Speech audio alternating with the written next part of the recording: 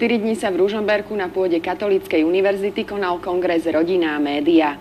Záštitu nad ním prevzali jeho eminencia František Tondra, prvá dáma Slovenskej republiky Silvia Gašparovičová a eurokomisár Ján Figeľ.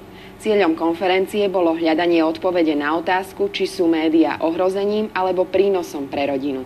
Základným atribútom konferencie je vždy rodina v spojitosti s problematikou, ktorá momentálne v spoločnosti rezonuje. Kongres takéhoto druhu sa na Slovensku konal po prvý raz. Kongres Rodina a média je 23. ročník Svetových kongresov rodiny. Nie je to záležitosť jedného roka. Pred Ružomberkom boli dejiskom tohto kongresu svetoznáme mestá, metropoly, ako je Madrid, Brusel, Paríž a podobne. Kongres sa tohto roku volá Rodina a média pretože chce riešiť otázku dôležitého vzťahu, na ktorý spoločnosť dnes zabúda. A napriek tomu tento vzťah tvorí základné hodnoty spoločnosti, a to vzťah rodiny a médií.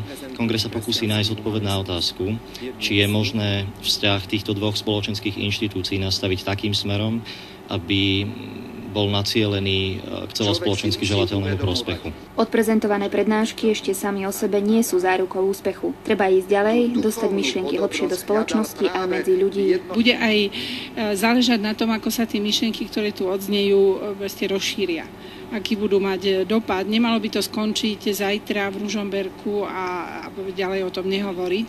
Čiže keď sa rozídime, tak musíme o tom hovoriť aj v Únii s našimi kolegami poslancami. Aby rodina netrpela vplyvom médií, mali by sa jej členovia naučiť vyberať si vhodné programy a odolávať masám. Nie sme len hercami, ale aj autormi našich životov. Človek, ak má veľkú lásku, dokáže vzdorovať okolnostiam a určovať smer svojho života.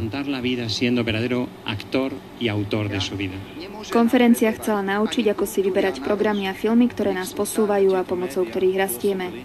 Dôležitá je jej snaha tráviť menej času pred obrazovkou a viac pri iných aktivitách, ktoré nás zbližujú. Z Ružomberka Jana Trávničková, televízia Lux.